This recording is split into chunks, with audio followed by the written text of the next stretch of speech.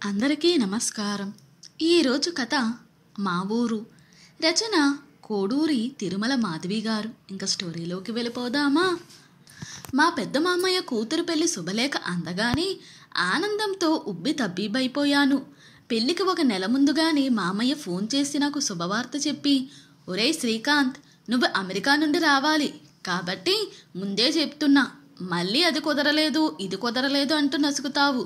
అమ్మాయి పిల్లలతో కలిసి పెళ్లికి ఒక వారం ముందుగానే రావాలి అనగాని, అయ్యో నువ్వంతగా చెప్పాలా మామయ్య, ఇదిగో ఇప్పటి నుండే సన్నాహాలు మొదలు పెడతా అంటూ నవ్వాను. మామయ్యతో చెప్పినట్లే అన్ని పనులు పూర్తి చేసుకుని నేను, కమల, పిల్లలు ఇండియాకు బయలుదేరాము. నాకంటే కూడా కమల, పిల్లలు చాలా ఉత్సాహంగా ఉన్నారు. శుభవార్త విన్నప్పటి నుండి, ఏమండి మనం ఇండియా ఎప్పుడు బయలుదేరతాం అంటూ కమల, డాడీ మనం ఇండియా ఎప్పుడు వెళుతున్నాం అంటూ పిల్లలు రోజుకు 10 సార్లైనా అడిగేవారు. నేను అమెరికా వచ్చి 15 సంవత్సరాలు కావస్తుంది. అమెరికా వచ్చాకనే పెళ్ళి, పిల్లలు. ఇప్పుడు బాబుకు 13 ఏండ్లు, పాపకు 10 ఏండ్లు. మా బాబు పుట్టినప్పుడు ఇండియా వచ్చాను, అంతే, మళ్ళీ కుదరలేదు. తరువాత మా అమ్మా నాన్న కొన్నాళ్ళు ఉండి వెళ్ళారు. మా అత్తగారు మామగారు కొన్ని రోజులు ఉండి వెళ్ళారు. పిల్లలు ఇదే మొదటిసారి మన దేశంలో అడుగు పెట్టడం, అందుకే వారికి అంత ఉత్సాహం. ఫ్లైట్ ఎక్కినప్పటి నుండి ఏదో ఒకటి అడుగుతూనే ఉన్నారు. ఫ్లైటు వైజాగ్లో దిగింది. అక్కడి నుండి క్యాబ్ తీసుకుని మా ఊరికి బయలుదేరాము. మా ఊరికి వైజాగ్ నుండి 2 గంటల ప్రయాణం. చాలా చిన్న పల్లెటూరు. అంతా కలిపి 200 చిన్న పెద్ద ఇల్లు ఉంటాయి.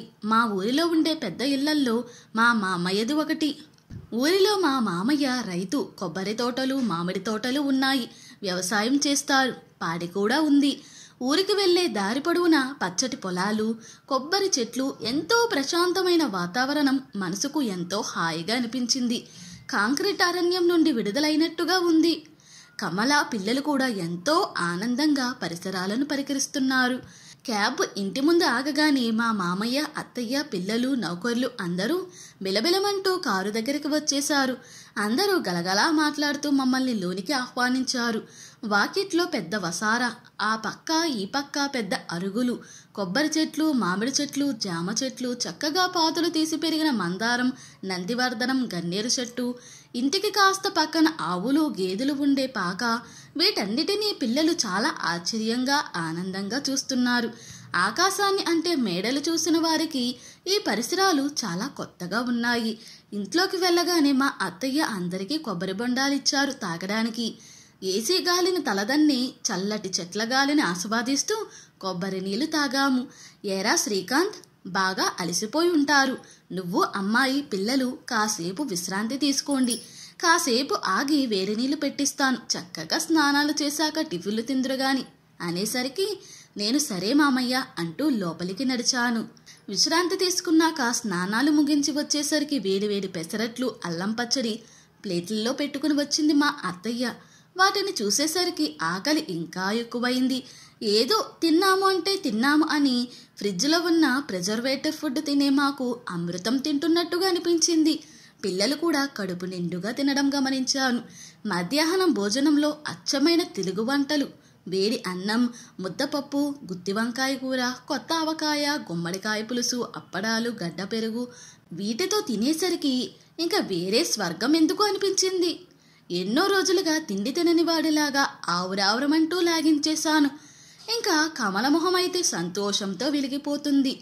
అత్తయ్య అంటూ, పిన్నిగారు అంటూ అటూ ఇటూ తిరుగుతూ అందరితో కబుర్లు చెప్తూ అందరితో కలిసిపోయి పెళ్లి హడావిడిలో మునిగిపోయింది.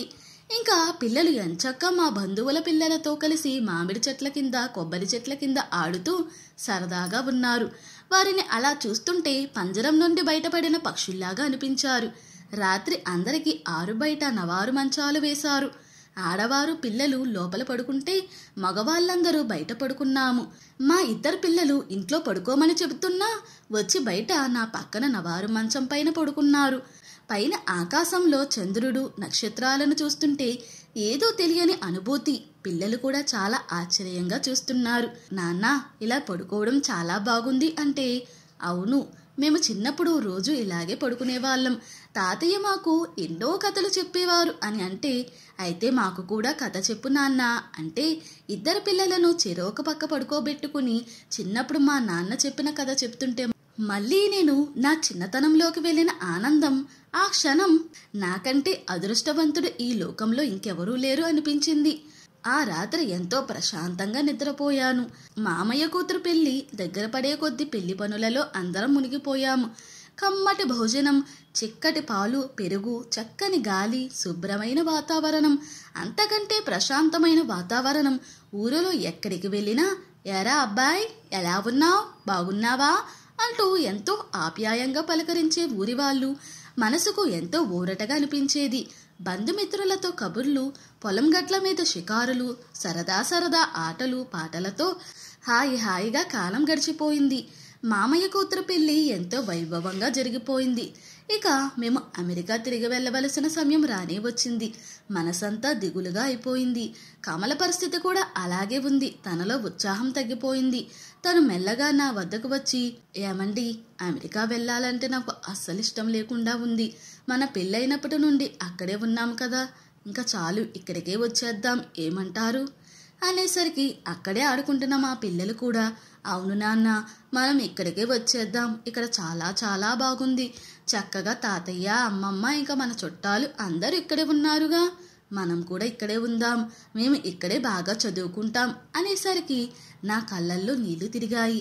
నా మనసులోని మాటే వాళ్ళ నోటి వెంట రావడం చాలా చాలా సంతోషం కలిగింది. ఇన్ని రోజులు ఈ సంతోషాన్ని, సుఖాన్ని పోగొట్టుకున్నాము. ఇంక మీదట కమలకు, పిల్లలకు ఈ సంతోషాన్ని దూరం చేయకూడదు అని మనసులో గట్టిగా నిర్ణయించుకున్నాను. కన్న తల్లి ఉన్న ఊరిని మించిన స్వర్గం ఉంటుందా? అందుకే అన్నారు, జనని జన్మభూమి స్వర్గం కంటే మిన్నా అని. మనసులోనే నా మాతృభూమికి ప్రణమిల్లాను. సరే కమల, మీ ఇష్టమే నా ఇష్టం, వెంటనే రావడం కుదరదు కాబట్టి అక్కడ మన విధులు అన్నీ చక్కబెట్టుకుని ఇక్కడికి రావడానికి అన్ని ఏర్పాట్లు చేస్తాను అన్నాను. నా మాట విన్న కమల పిల్లలు ఆనందంతో గంతులు వేసినంత పని చేశారు. ఎప్పుడు వచ్చారో మా మామయ్య, అత్తయ్య మా మాటలు అన్నీ విన్నట్లు ఉన్నారు. వాళ్ళు కూడా ఆనందంగా నవ్వుతూ, మంచి నిర్ణయం తీసుకున్నావురా శ్రీకాంత్ అనగానే అందరం హాయిగా నవ్వేశాము.